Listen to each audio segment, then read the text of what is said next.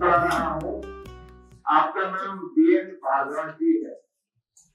कुछ चीजें हैं वो व्यक्तिगत रूप से मुझे नहीं पता यहाँ बताएंगे या नहीं, लेकिन मैं बताना चाहता हूँ।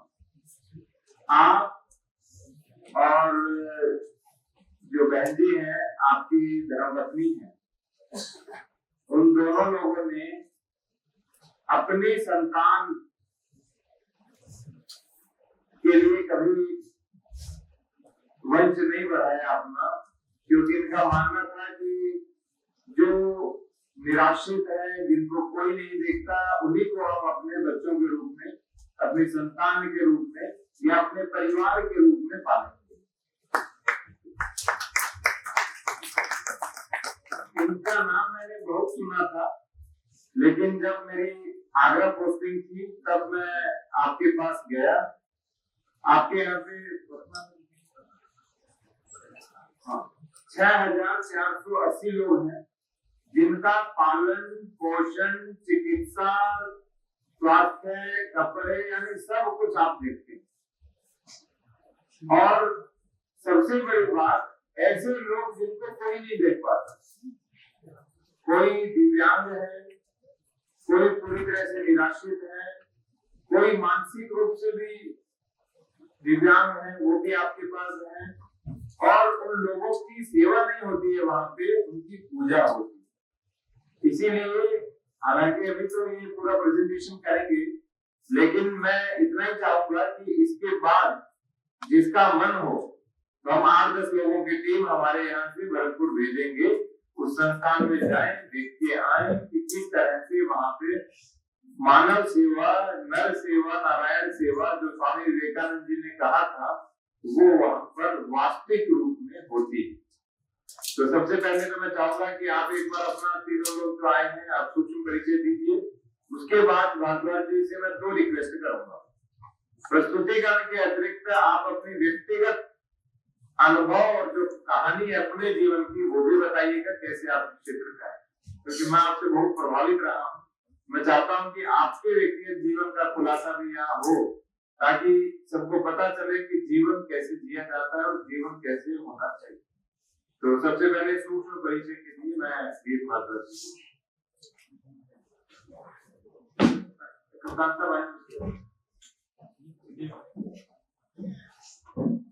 Doctor Brajmohan Bhardwaj basically Aligarh district का रहने वाले हैं, कर्म भूमि भरतपुर राजस्थान में, और अपने घर की स्थापना एक टीम के साथ की। आप सभी को प्रणाम। मेरा नाम वीरपाल सिंह है और रोक्षा जब शुरू कर रहे थे लगभग तभी से मैं रोक्षा के साथ हूँ, सेवा में। टैग में मैं ऑफिसर हूँ और प्रेजेंटली मेरी दस्तूरी हूँ। मैं सीनियर डिवीजन अकाउंट्स ऑफिसर। सभी को प्रणाम। मेरा नाम शैलेंद्र त्यागी है, बेसिकली मेरठ से बिलोंग करता हूँ और फिलहाल वर्तमान में लगभग 8 वर्ष से मैं अपना आश्रम में अपनी सेवा दे रहा हूँ और वहाँ पर नेशनल कोऑर्डिनेटर आश्रम एस्टेब्लिशमेंट का कार्य करता हूँ। और सन 15 से संसार जुड़ा हूँ। रिटायरमेंट के बाद मैं विद्युत विभाग में से रिटायर हुआ, तब से सेवा को देख करके शरीर की भी सेवा से जुड़ गया। ये मेरा परिचय है और मैं कोऑर्डिनेटर हूँ इस आश्रम का। अन्य आश्रमों के लिए कोऑर्डिनेट करने की कोऑर्डिनेटर। जी सर, बिल्कुल। भरतपुर की संस्था अपना घर संस्था, हम अपना घर उसे समझते हैं जिसमें हम रहते हैं, लेकिन इन्होंने अपना घर उन लोगों के लिए बना दिया जो निराश्रित है, जिनका कहीं पर कोई भी नहीं है, जिन्हें अपने आप पर अथवा दूसरों पर निर्भर रहना पड़ता है, उनको इन्होंने अपना घर सौंप दिया। तो भरतपुर से इस संबंध की भूमि, राजा अयार्की की भूमि, कल की भूमि, पृथ्वीराज चौहान द्वारा निर्मित भूमि पर भरतपुर से अपना घर संस्था के सभी अधिकारियों का, संस्थापक अध्यक्ष महोदय का यहाँ पर कलेक्टर सभागार में मैं हार्दिक अभिनंदन करता हूँ। सभी से करवत निवेदन करता हूँ, जोरदार तालियों से उनका हार्दिक अभिनंदन करता हूँ। स्वागत के क्रम में मैं सर्वप्रथम अपना घर संस्था के संस्थापक डॉक्टर ब्रजमोहन भारद्वाज जी का सम्मान स्वागत कराने के लिए मैं आमंत्रित करता हूँ। आदरणीय जिलाधिकारी महोदय जो कि अपना घर संस्था के संस्थापक में डॉक्टर भीमराव भारद्वाज जी, उनको पुस्तक एवं पुस्तक देकर सम्मानित किया 2000 से हार्दिक अभिनंदन। पुस्तक एवं पुस्तक कैसा रहेगा? अच्छा ठीक है, फर्स्ट पॉइंट से 2000 इसी क्रम में संस्था के संरक्षक महोदय श्रीमान वीरपाल सिंह जी का हार्दिक स्वागत अभिनंदन करने के लिए नन्हे पुलिस अधिकारी महोदय से निवेदन करता हूँ स्वागत के क्रम में मैं संस्था के कोऑर्डिनेटर श्री सौरभ गांधी जी का स्वागत सम्मान करने के लिए परियोजना निदेशक जी से निवेदन करता हूँ ये स्वागत सम्मान मैं श्री जीतू गुप्ता जी का स्वागत करने के लिए आमंत्रित करता हूँ श्रीमान न्यायिक महोदय को जिला अध्यक्ष महोदय को आमंत्रित करता हूँ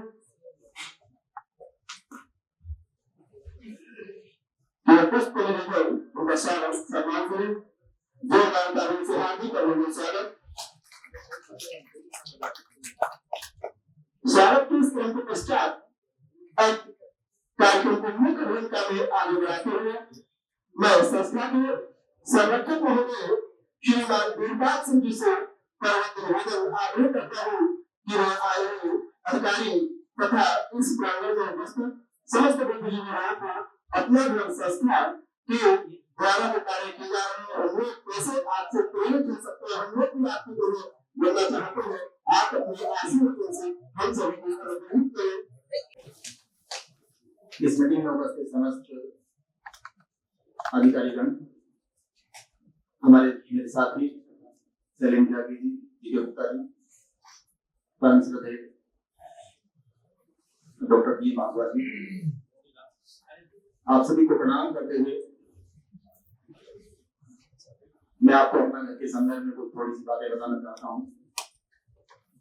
साथियों, हमारे बीच में कुछ लोग हैं जो असहाय लावारिस हालत में जिंदगी और मौत के बीच जूझ रहे होते हैं। पुलिस के जो अधिकारीगण हैं उनको बखूबी इस बात का पता है कि रेलवे स्टेशन, बस स्टैंड, धार्मिक स्थलों, सार्वजनिक स्थलों पर कुछ लोग ऐसे तड़पते हुए प्राण तोड़ने के लिए मजबूर होते हैं और हमें से बहुत से लोग उनकी तरफ देख भी नहीं पाते, इतनी बदबू के अंदर होते हैं, न दो टाइम कीड़े भी शरीर के अंदर पड़े होते हैं। उनकी पीड़ा वो बीमारी नहीं है जो जिसके अंदर वो है, उनकी सबसे बड़ी पीड़ा है कि उस स्थिति के अंदर उनको संभालने वाला कोई नहीं। हम सब जिस जगह है वहां हम एक प्रोटेक्टेड सिस्टम के अंदर, हर कोई संभालने वाला है, परिवार है, मित्र है, हर कोई। लेकिन आप तो कल्पना करें कि अगर वो स्थिति, हम किसी कल्पना से आप ये उठेंगे कि सब ये स्थिति आ जाए और कोई ना, कोई भी नहीं, कोई व्यक्ति क्या सोचता होगा। तो ऐसे ही लोगों के लिए कोई इस तरह सड़क पर दम तोड़ने को मजबूर ना हो और उसको उस समय संभाला जा सके, उसका कोई अपना हो, उसके एक अपना घर का कॉन्सेप्ट डॉक्टर साहब ने आज से लगभग 25 साल पहले भरतपुर से शुरू किया। मेरा भी सौभाग्य रहा कि मैं समय भरतपुर था और लगभग शुरुआत दौर में ही डॉक्टर साहब शुरुआत में अपने जेब से चलाते थे सारा और विदाउट सिस्टम भी रहते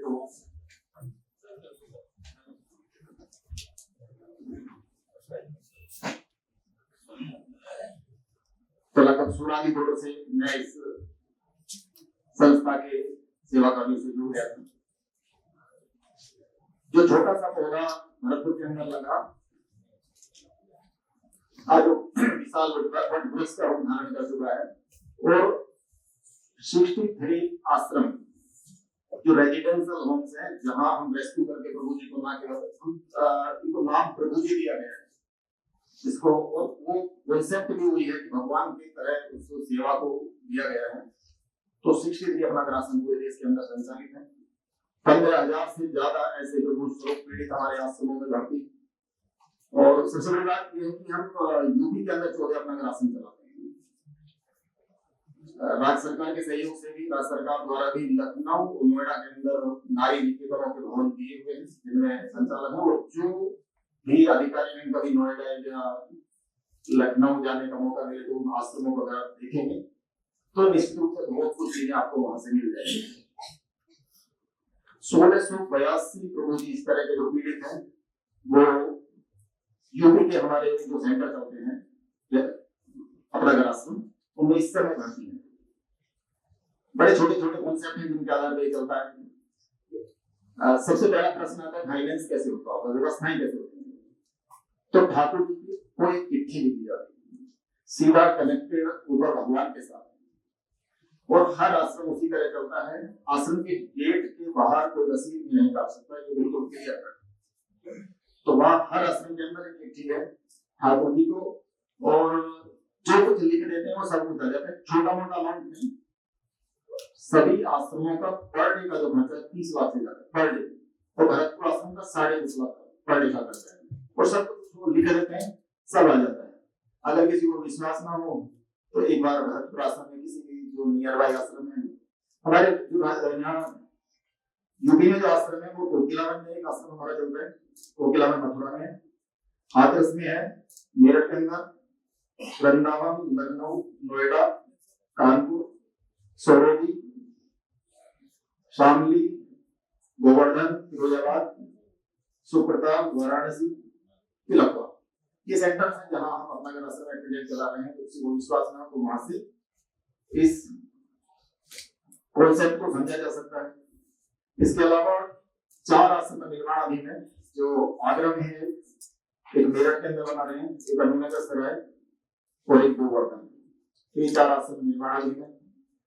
आज संमेलन में श्रीमान जिला कलेक्टर महोदय द्वारा आमंत्रण मिला था, तो हम सोचते हैं कि हम रास्ते में निकल भी कर रहे थे कि कुछ ऐसा होता है बीजारोपण होता है।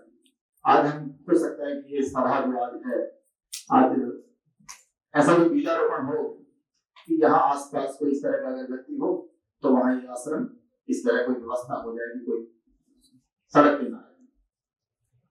कुछ रेस्क्यू अभियान हम बड़े स्तर पर चलाते हैं। राजस्थान के अंदर हम 2 रेस्क्यू अभियान चला चुके हैं और पूरे स्टेट को एक साथ हमने कवर किया है।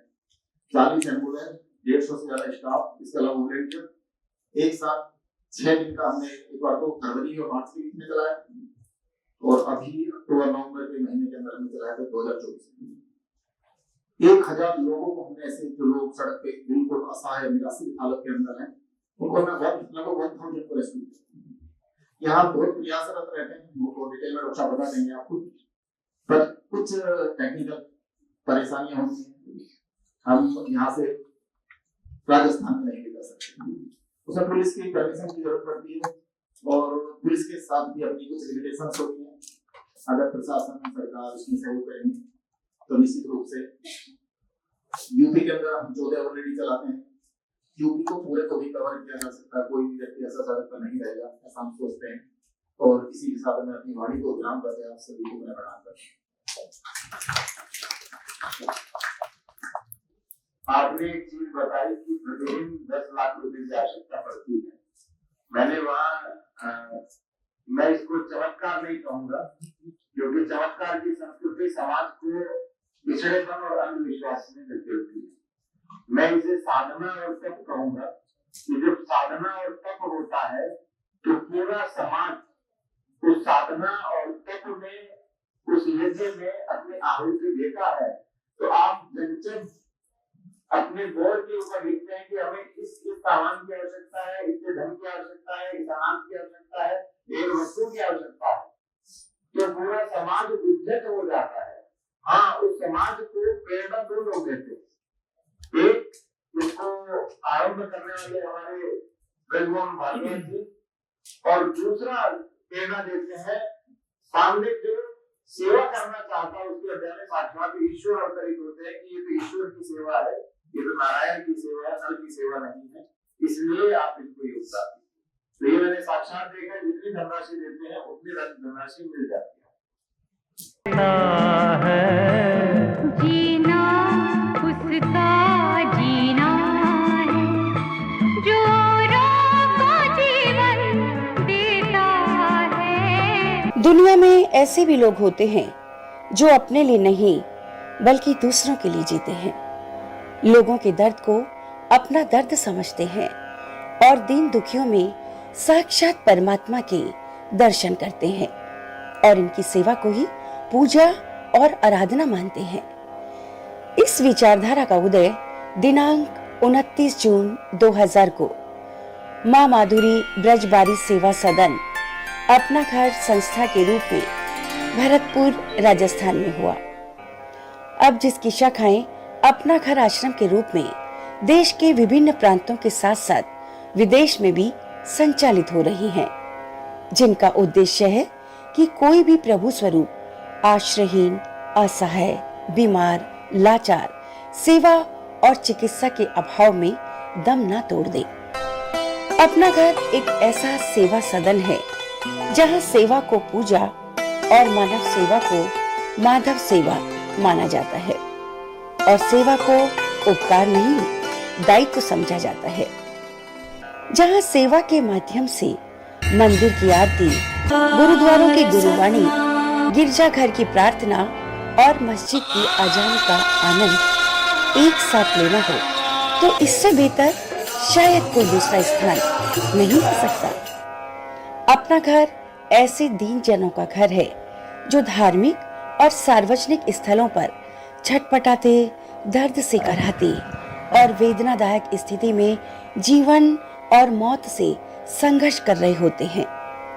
इसमें मनोरोगी, मंदबुद्धि, घायल, हड्डी टूटे हुए, लकवाग्रस्त, मिर्गी, दमा, पोलियो, घाव में कीड़े पड़े हुए, संक्रमित, दृष्टिहीन, टीबी, एड्स, दुर्घटनाओं में स्थायी विकलांग और निशक्त जन प्रमुख होते हैं।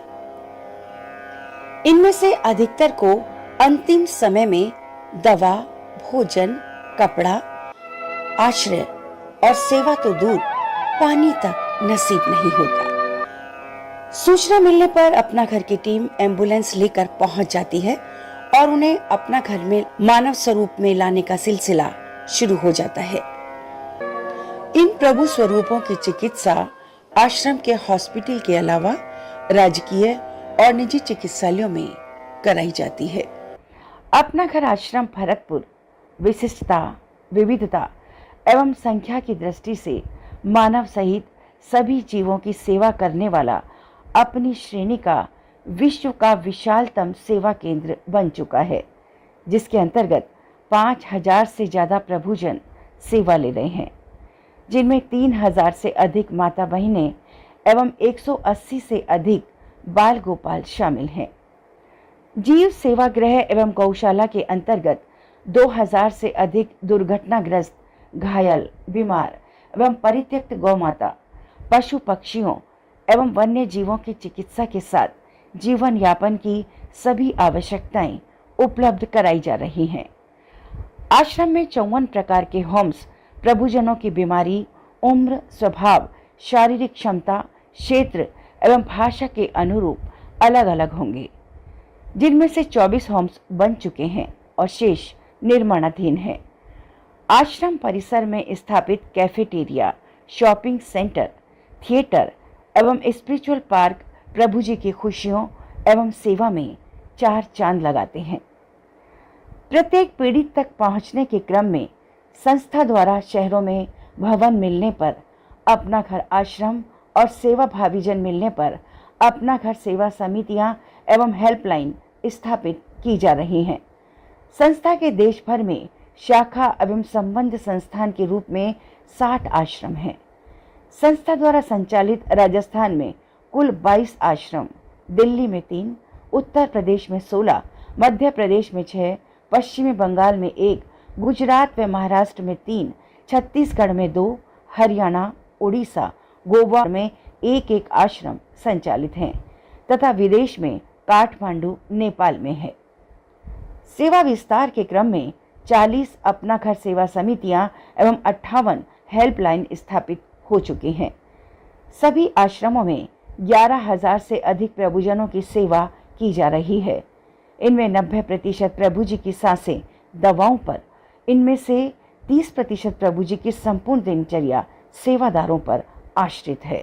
प्रभुजनों को ममतामयी सेवाओं के साथ इनकी हर खुशी का ध्यान रखा जाता है, जिसके अंतर्गत जन्मदिन से लेकर सभी पर्व, होली, रक्षाबंधन, दीपावली, ईद एवं क्रिसमस आदि यहाँ मनाए जाते हैं। सभी आश्रमों की व्यवस्थाओं पर प्रतिदिन का औसतन व्यय 25 लाख रुपए से अधिक है। इन सभी व्यवस्थाओं के लिए आश्रम में प्रतिदिन लिखी जाती है ठाकुर जी की चिट्ठी, जिसके अंतर्गत सुई से लेकर भोजन, दवा, एम्बुलेंस, वेतन, भूमि, भवन एवं अंतिम संस्कार सामग्री तक की चिट्ठी प्रतिदिन आश्रम कार्यालय में निर्धारित बोर्ड पर ठाकुर जी को लिख दी जाती है और इसे पूरा करने ठाकुर जी विभिन्न मानव स्वरूपों में आते हैं। केवल अजमेर, कोटा, जामडोली एवं पुष्कर आश्रम को आंशिक राजकीय सहयोग प्राप्त है। संस्था देश भर में 24,000 परिवारों में उनके बिछड़े हुए परिजनों को मिला चुकी है। यहाँ की ईश्वरीय सेवाओं का ही परिणाम है कि प्रभुजन दर्शन एवं सेवा हेतु सेवाभावी अपना घर को पूजा स्थल मानकर बड़ी संख्या में बसों पर बैनर लगाकर तीर्थ यात्रा हेतु आते हैं। प्रभु सेवा के सेवा एवं उपचार उपरांत हृदय विदारक तुलनात्मक दृश्य फोटो वीडियोस के रूप में आपके सम्मुख प्रस्तुत हैं। इन गोपी प्रभु जी को अपना घर आश्रम पुट खुर्द दिल्ली की रेस्क्यू टीम द्वारा रेस्क्यू कर लाया गया था। इनके गर्दन के ऊपर सिर के तरफ के पीछे वाले हिस्से में असंख्य कीड़ों ने अपना घरौंदा बना रखा है। उपचार के दौरान अनगिनत कीड़ों को निकलते हुए देखना भी दुश्वार हो रहा है। ये न जाने इस कष्ट को कैसे सहन कर रही हैं। मात्र 2 महीने के उपचार के उपरांत आप इन प्रभु जी को अपना घर में आवासरत हाथ विहीन प्रभु जी को भोजन कराते हुए देख रहे हैं। यूं बसर हमने जिंदगी कर ली, परिजनों ने साथ छोड़ा तो जानवरों से दोस्ती कर ली। इन वंदना प्रभु जी को धार्मिक स्थल मेहंदीपुर बालाजी में अर्धनग्न स्थिति में सुअरों के बीच पशुव्रत जीवन जीते हुए आप देख रहे हैं। सुअरों के साथ बसेरा, गंदगी का ओढ़ना बिछोना, गंदगी को खाना और नाली का पानी पीना इनकी बेबसी है। इनके सिर में गंभीर घाव, तन से असीम बदबू और देह पर मक्खियां भिनभिना रही हैं। अपना घर की चिकित्सा एवं सेवाओं के उपरांत अब आप इन्हें अपना घर में प्रसन्न मुद्रा में देख रहे हैं। गंभीर कुपोषण एवं टीबी के कारण कंकाल तंत्र बने इन उत्तम प्रभु जी को वेदनादायक स्थिति में आप देख रहे हैं।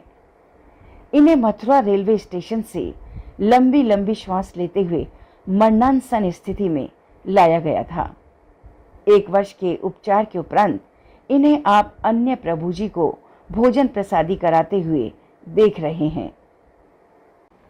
और अब अपनों से अपनी बात। सीमित संसाधन होने के कारण आज भी न जाने कितने असहाय, बेहद दर्दनाक हालत में तड़पते हुए इस दुनिया से चले जाते हैं, कभी वापस नहीं आते हैं। आप भी संस्था की ईश्वरीय सेवा से जुड़कर इनकी असमय टूटती हुई श्वासों को जोड़ने में मदद कर सकते हैं।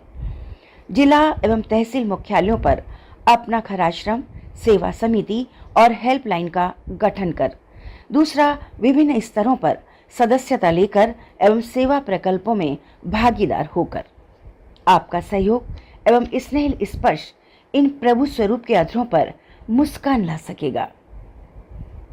एक करुणामय विनती, अगर कहीं कोई प्रभु स्वरूप आश्रयहीन असहाय स्थिति में पड़े तड़प रहे हैं तो उन्हें किसी भी नज़दीकी अपना घर आश्रम में पहुंचाकर उनके जीवन को संभालने में मदद करें या अपना घर हेल्पलाइन 8599999911 पर सूचित करें।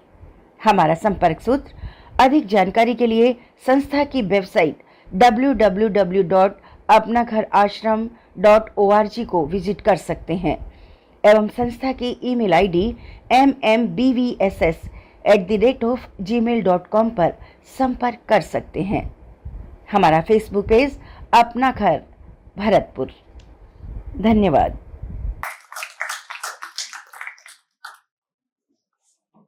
राजस्थान की भूमि में कुछ तो है जो प्राचीन काल से लेकर और आधुनिक काल तक सेवा भाव, वीरता, साहस, भारत की रक्षा, तन मन धन और समय से सभी की रक्षा, प्राणियों की रक्षा, असहायों की रक्षा करने के लिए राजस्थान की भूमि में इस प्रकार का अनाज उत्पन्न होता है कि वास्तव में ये पूरे विश्व में कहीं नहीं होता। विश्व की कई ऐसी हफ्ताएं हैं जहां पर लोग आए और राजस्थान की भूमि से मिट्टी ले लेते हैं।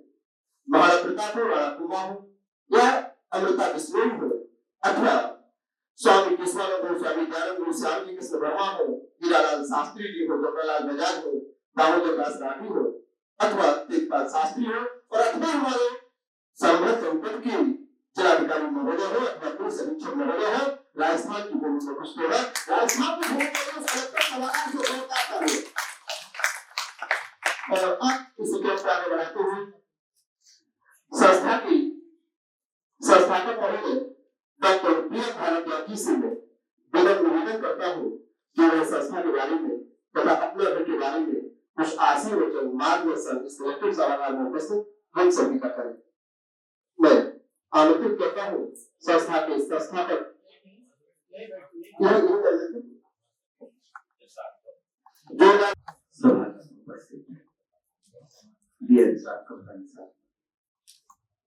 सभी ऑफिसर्स एवं साथियों,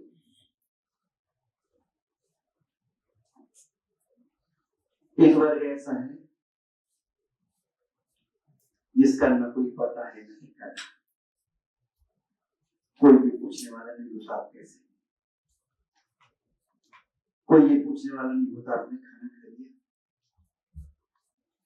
अंतिम समय में है कोई पानी पिलाने वाला तक नहीं होता है और उम्मीद लगाते हैं आज मुझे कोई संभाले, कोई तो संभाले, माँ हो, पिता हो, भाई हो, पड़ोसी हो, सरकार हो, कोई संस्था, कोई तो संभाले। लेकिन ज्यादातर सेवा एवं संसाधन के अभाव में करते हुए तंत्र बड़ी विकट परिस्थिति होती है। ऐसे जनों को संभालने के लिए काम करता है अपना घर की विचारधारा है। देश में कोई भी व्यक्ति ऐसा न हो जिसको इस बात का एहसास हो मेरा कोई मैं अकेला हूँ, मुझे कोई संभालने वाला नहीं, मुझे कोई पूछने वाला नहीं, इसके लिए अपना घर काम करता है। देश में जहां पर भी भवन मिल जाते हैं, कोई संस्था दे दे, कोई व्यक्ति दे दे, सरकार दे दे, कोई समूह दे दे, वहां पर अपना घर की सेवाएं शुरू कर दी जाती है। जहां पर 21 सदस्य मिल जाते हैं वहां पर अपना घर सेवा समिति शुरू कर दी जाती है। अपना घर सेवा समिति का काम होता है उस क्षेत्र में जो भी असहाय लाभार्थी बीमार जिन्हें हम कहते हैं इस तरह के प्रभुजन करते हैं तो उनको निरवय आश्रम में भिजवा दें। जहां पर 2-4 मेंबर होते हैं वहां पर हेल्पलाइन गठन कर देते हैं। हेल्पलाइन का मतलब होता है कि हेल्पलाइन सूचना दे दे, निरवय जो भी आश्रम होगा 1000 किलोमीटर तक की दूरी को अपना घर से एम्बुलेंस पहुंच जाती है। 100 से ज्यादा एम्बुलेंस है अपने घर के पास। तो कहीं पे ऑलमोस्ट भारत में तो कहीं पर जो 90 to 95% क्षेत्र को अपना घर कवर कर पाता है। अपने घर में संसाधनों की कमी नहीं होती। प्रभु जी ठाकुर जी की लीला है, जो भी जरूरत होती है ठाकुर जी को लिख दी जाती है और जो लिखा जाता है वो आता ही आता है। विलंब हो जाए, विलंब हो सकता है ना आए, ऐसा तो हो ही नहीं सकता। विलंब हो गया तो हमें पता चल जाता है ठाकुर जी का संकेत है कि हमारा काम ईमानदारी से नहीं कर पा रहे, हमारे काम में बेईमानी है, अपने आप को करेक्ट करें, सब व्यवस्थाएं अपने आप हो जाएंगी। बेईमानी से मतलब केवल इतना नहीं होता कि पैसे में बेईमानी हो, कुछ बेईमानी ऐसी होती है या तो खुद को दिखाई देती है या परमात्मा देख पाता है। रात को कोई कॉल आ जाए कि कोमा तक पड़ी है, उसको रेस्क्यू करने जाना है और संयोग से चालक है नहीं और मैं ये कह दूं कि भाई साहब चालक नहीं, सॉरी, सुबह जैसी चालक आएगा कॉल अटेंड करवा लेंगे, उससे बड़ी बेईमानी कोई नहीं हो सकती। मैं खुद जानता हूँ एम्बुलेंस चलाना, मुझे एम्बुलेंस लेके जाना चाहिए, मुझे तो किसी को ऑर्डर भी नहीं देना, किसी से कहना भी नहीं, किसी को मना भी करने वाला नहीं। मुझे खुद इस तरह की बेईमानी अगर होती है तो हमें पता चल जाता है कि भाई इस तरह पर बेईमानी हुई और हमने इसको करेक्ट नहीं किया। एक समय हुआ करता था जब संस्था वाले ये देखते थे कि शहर में कौन लोग हैं जो सेवा कर सकते हैं, लेकिन अब बदल गया है सिस्टम। अपने घर की दृष्टि से 63 आश्रम चलते हैं। 63 आश्रम में सरकार से कोई पैसा मिलता नहीं, रसीद काटने को जाएगा नहीं, ठाकुर जी को चिट्ठी वाला प्रोसीजर रहता है। और किसी भी आश्रम में किसी भी तरह का अभाव नहीं है। सिंगल आश्रम ऐसा नहीं है जिसमें अभाव हो। अब तो अगर आपका काम ठीक है, अगर ठाकुर जी का काम कर रहे हैं, परमात्मा का काम कर रहे हैं, काम दो होते हैं, एक खुद का काम होता है और एक परमात्मा का काम होता है। जब हम परमात्मा का काम कर रहे होते हैं तो सारी व्यवस्थाएं परमात्मा होकर होती है, और जब हम खुद का काम कर रहे होते हैं पूरी व्यवस्थाएं हमें करनी होती है। तो अपना घर में जो भी काम होता है सब ठाकुर जी करते हैं। किसी को ठाकुर जी के दर्शन करने हैं तो जहां पर जिसकी आस्था है, घर में ठाकुर जी विराजमान है, कहीं दूसरी जगह विराजमान है, मंदिर में, मस्जिद में, चर्च में, गुरुद्वारे में, दर्शन वहां पर किए जा सकते हैं। लेकिन अगर लीला देखनी हो तो अपना घर आसन भरपूर से श्रेष्ठ स्थान कोई नहीं हो सकता, इस बात को हम कह सकते हैं। उसका कारण वहां पर करने वाला नहीं है। 10.5 लाख रुपए रोज जरूरत होती है, 6500 में से 63 दवाई खाने वाले हैं, 34 डॉक्टर है, सब अपने आप चलता रहता है। 500 से ज्यादा सेवा साथी स्टाफ है, सब अपने आप चलता रहता है, कोई करने वाले ही नहीं। और ऐसी जगह हो जहां पर कोई करने वाला ना हो, सब कुछ अपने आप होता हो, तो मुझे लग रहा है बहुत कम जगह होंगी दुनिया में जहां पर सब कुछ अपने आप होता हो। सेवा अपना घर की विचारधारा से उपकार नहीं है। आजकल हम क्या सोचते हैं, सेवा परोपकार और व्यापार तीनों बेच करता नहीं समझ पाते। सेवा जितने संसाधनों की जिस स्थान पर जितनी मात्रा में जिस गुणवत्ता की जरूरत है, उसी स्थान पर उतनी मात्रा में उसी गुणवत्ता की अपने आप आ जाए तो सेवा है। और अगर लेस मात्रा में कमी रहती तो सेवा नहीं हो सकता, उपकार हो सकता है, शिष्टाचार हो सकता है या व्यापार हो सकता है।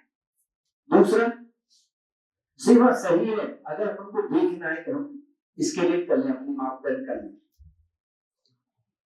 सेवा करने वाला खुश है,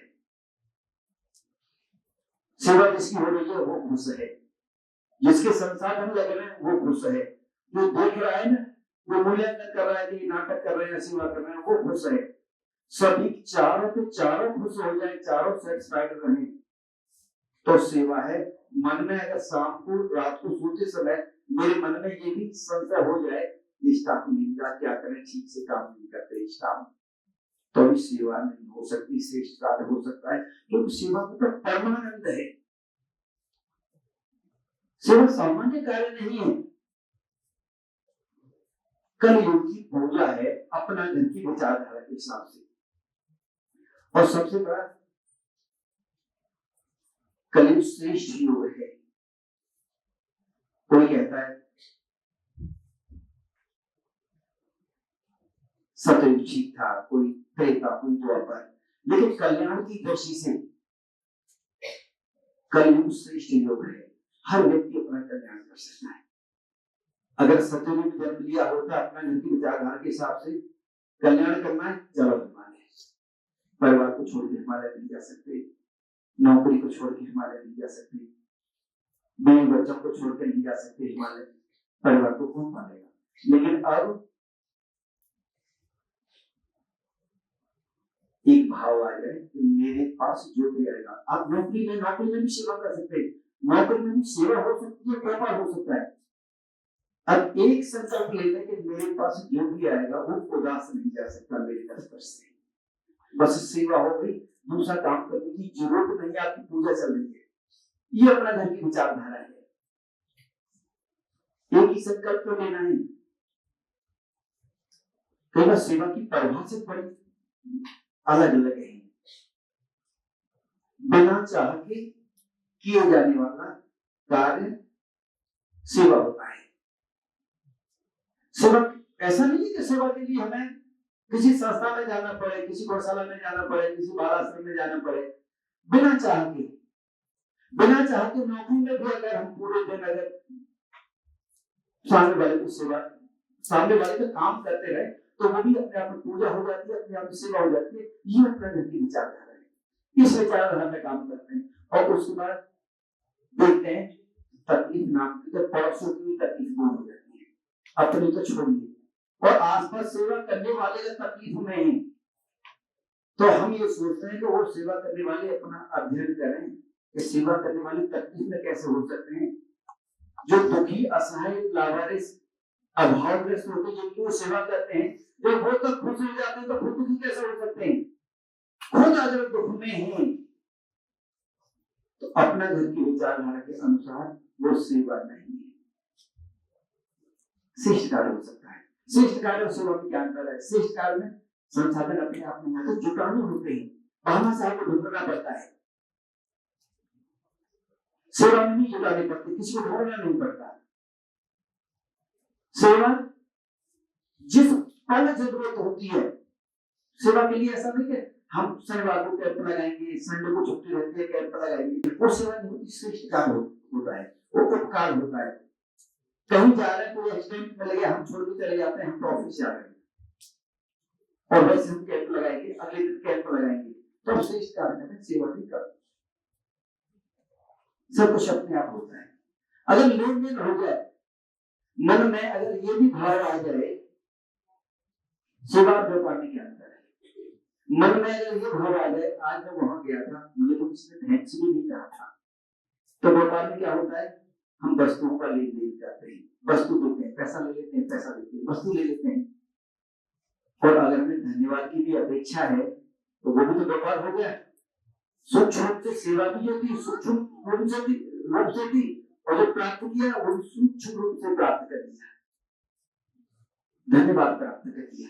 जहां पर धन्यवाद की भी चाह न हो वो सेवा होती है, धन्यवाद की चाह अगर होती है वो श्रेष्ठ कार्य हो सकता है, सेवा नहीं हो सकती। ये विचारधारा है।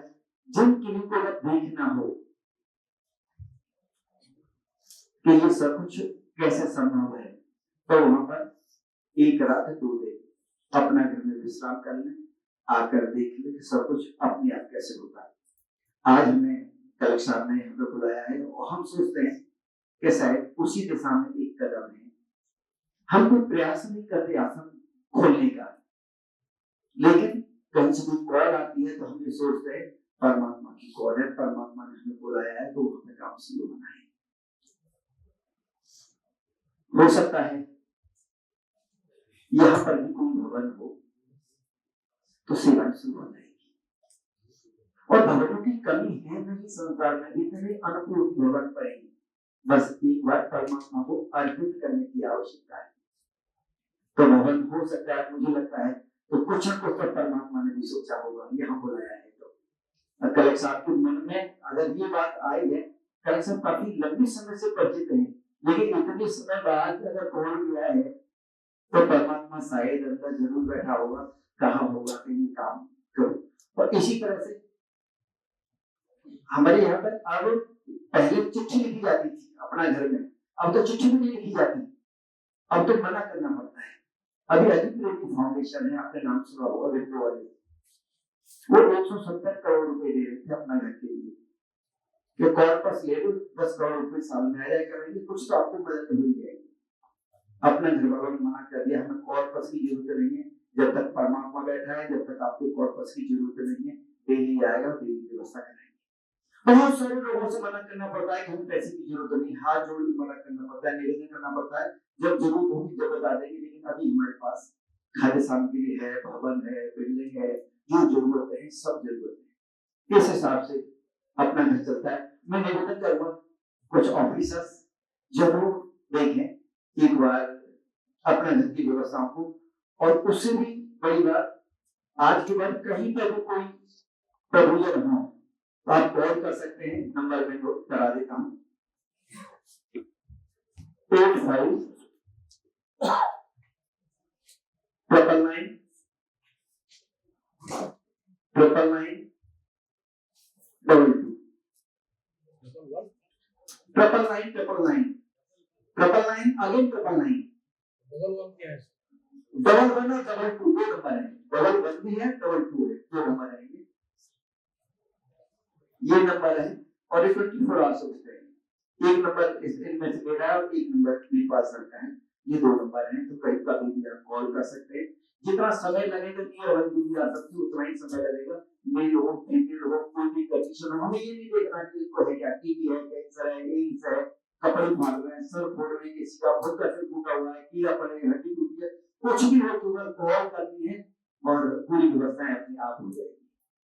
सभी को एक बार पुनः प्रणाम। कलेक्टर साहब को बहुत बहुत शुक्रिया, बहुत बहुत प्रणाम। अपना घर संस्था के बारे में वास्तव में जो ज्ञान प्राप्त हुआ यह हमें अंदर से अभिभूत करने वाला है, कुछ प्रेरित करने वाला है कि हम भी कुछ जीवन में ऐसा करें कि अपने लिए तो करते ही हैं, अपने लिए तो जीते ही हैं, कुछ हम दूसरों के लिए जिए। अपने लिए तो जीवन करेंगे ही करेंगे, लेकिन कुछ दूसरों के लिए भी करेंगे। हमारे जीवन का एक कर्तव्य होगा, जीवन में हमारे लिए भगवान ने जन्म दिया। 84 लाख योनियों में से एक श्रेष्ठ योनि मानव योनि में जन्म मिला है, उस मनुष्यता पर हम खराब करने का प्रयास करें। एक बार पुनः जोरदार तालियों से हार्दिक अभिनंदन। क्रम को आगे बढ़ाते हुए पुलिस अधीक्षक महोदय से मैं आगे निवेदन करता हूँ कि हमारा आपसे हमें मार्गदर्शन प्रदान करें। मार्गदर्शन तो मैं क्या ही कह सकता हूँ, कभी कभी हमें सोचते हैं चलो कोई बात नहीं काम किया अगले व्यक्ति ने थैंक यू बोला तो आपने तो सोचा है कि उसकी अपेक्षा नहीं करती। तो सेवा की परिभाषा आपने हम लोगों के मन में परिवर्तित की है। अभी जो आप बता रहे थे कि कलेक्टर साहब का कॉल आया, मैं और टीएम साहब गाड़ी में बैठ के पड़ोसी से आ रहे थे, मॉनिटरिंग सेल की बैठक के बाद जो ही मेरे घर की तरफ गाड़ी मुड़ने वाली थी, कोई महिला थी जो सड़कते हुए सड़क पे जा रही। तो फिर हमने देखा कि उसको शायद क्या कारण है कि उसको सड़कते हुए जाना पड़ रहा है। ये महिला यहाँ पे क्यों घूम रही है अकेले? टीएम साहब भी नीचे उतरे और उससे पूछा तो बाद में पता चला कि उसके पाँव का जॉइंट है और उसके बेटों ने भी उसको निकाल दिया है, तमाम पीड़ा बनी। तुरंत एक मन में भाव आया कि मेडिकली इसको किया जा सकता है। याद है सीएमओ साहब के पीछे आ रहे हैं तो सीएमओ साहब को भी पकड़ा, हमने सड़क पे इंटरसेप्ट किया और सीएमओ साहब से अनुरोध किया कि क्या मदद हो सकती है। सीएमओ साहब ने भी उससे पूछा और उसके बाद में एकाएक टीएम साहब के मन में भाव आया कि किस तरीके के लोगों की मदद होनी चाहिए, किस तरीके से हम उनकी मदद कर सकते हैं। और उसके वहां से पैदल चलने का निर्णय लिया, पैदल चलती और आज हम सब लोगों के बीच में आप विराजमान है और ये वास्तव में ठाकुर जी का ही आदेश है कि किस तरीके से कोई व्यक्ति का बस हमारे सामने आ जाता है और हमको कंपेल करता है कि हम एक ऐसा निर्णय लें जिसमें सभी लोगों की सेवा की भावना है वो और ज्यादा प्रेरित होकर और मजबूती से लोग और समाज को बेहतर तरीके से सेवा दे पाए।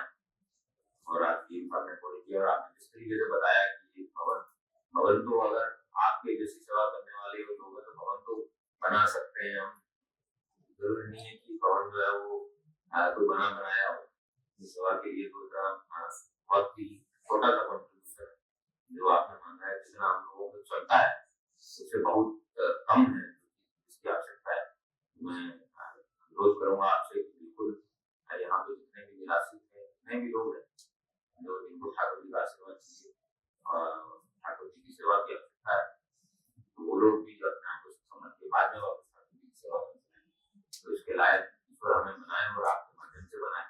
मैं उम्मीद करता हूँ जी साहब से कि आप भी सर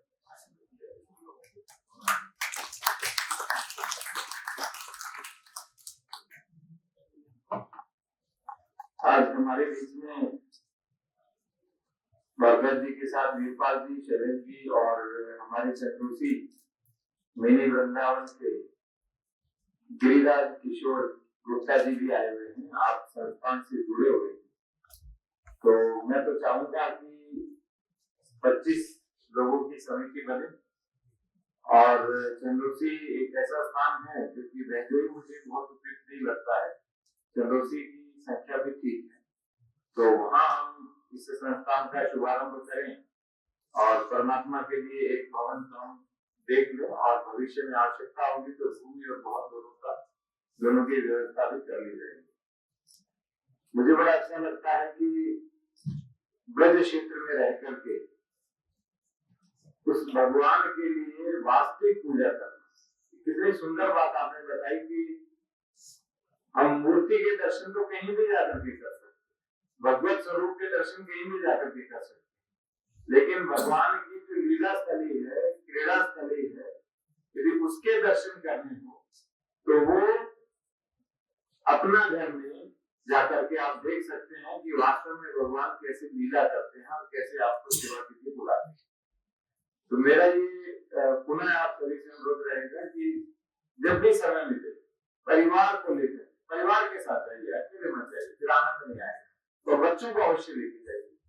जिन बच्चों को लगता है और जिन लोगों को लगता है कि हम वंचना के शिकार हैं, वो तो अवश्य ही जाए।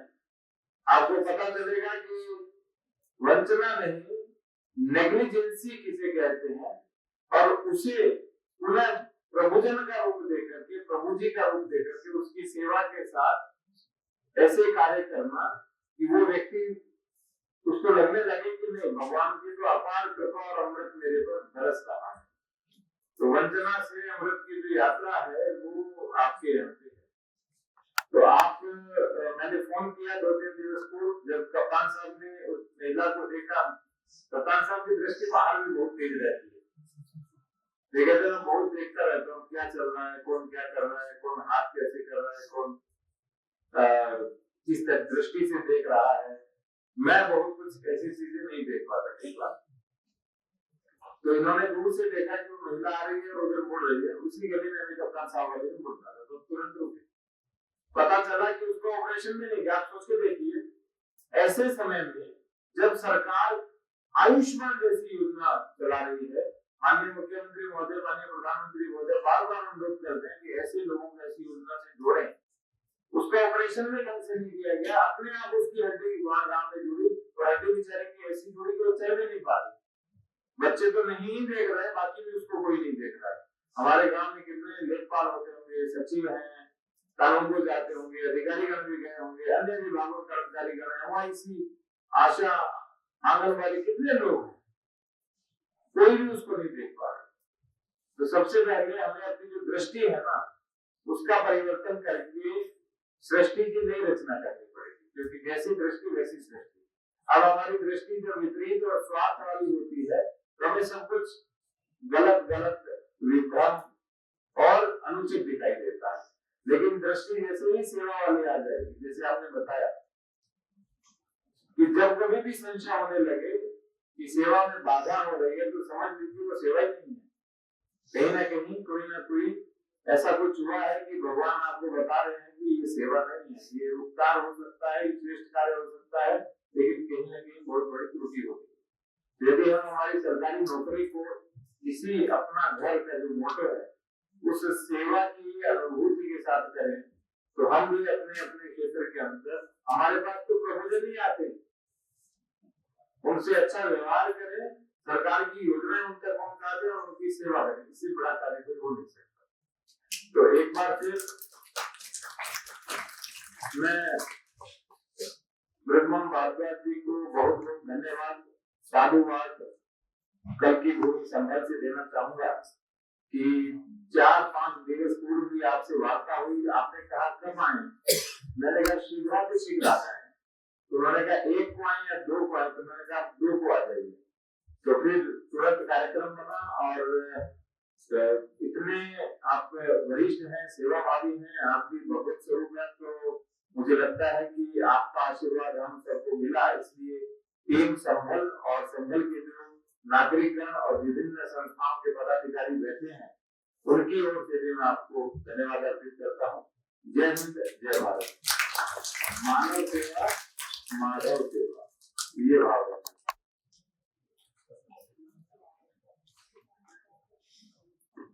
किसी को कुछ पूछना है तो एक आध प्रश्न पूछ सकते हैं, नहीं तो समाप्त करते हैं अलग से। हाँ बस एक ही प्रश्न। जैसे कोई मरीज को हम लोग वहाँ भेजते हैं तो सर उसका कोई शुल्क या कोई ऐसा मंथली कुछ शुल्क नहीं लगता, सब भेज देते हैं। जो भी आता है सब उसमें भागे लेके आता है, उनका भागे भी भेजेंगे आप यहाँ, उनका भागे नहीं रखेंगे, उनका भागे जाएगा तो सब कुछ आ जाएगा। पहुँचाना तो हमको पड़ेगा। ये भी जरूरी है, पहुँचना चाहे तो पहुँचवा दें, नहीं तो केवल सूचना दे दें, मोबाइल नंबर बताएं, मोबाइल पर सूचना दे दें, गाड़ी आएगी। बस पुलिस वेरिफिकेशन हम लोग स्थानीय थाने से कराते हैं, लोकल थाने में गाड़ी जाएगी, वहाँ पर वेरिफिकेशन कराएंगे, उसके बाद ले जाएंगे।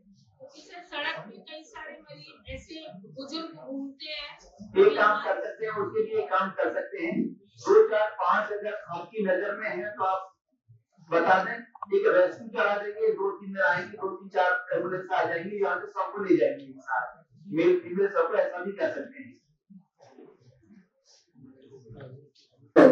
आगे जिलाधिकारी महोदय से निवेदन करता हूँ कि अपना घर संस्था के संस्थापक डॉक्टर ब्रजमोहन भारद्वाज जी को एक पुस्तक देकर सभी लोगों को स्वागत। और इसी क्रम में पुलिस अधीक्षक महोदय से निवेदन करता हूँ कि अपना घर संस्था के संरक्षक महोदय श्रीमान वीरपाल सिंह जी को एक पुस्तक सम्मान करें। और इसी क्रम में मैं संस्था के कोऑर्डिनेटर महोदय श्री सौरभ त्यागी जी को पुस्तक भेंट करने के लिए मुख्य चिकित्सा अधिकारी महोदय से निवेदन करता हूँ।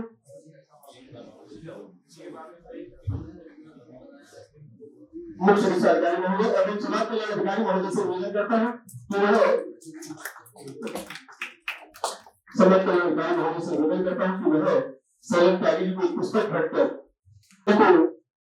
के लिए मैं डिप्टी कलेक्टर महोदय एवं एसडीएम महोदय डिप्टी कलेक्टर महोदय समाज कल्याण अधिकारी महोदय से निवेदन करता हूँ कि पुस्तक भेंट कर इसमें जोरदार तालियों से हार्दिक अभिनंदन स्वागत।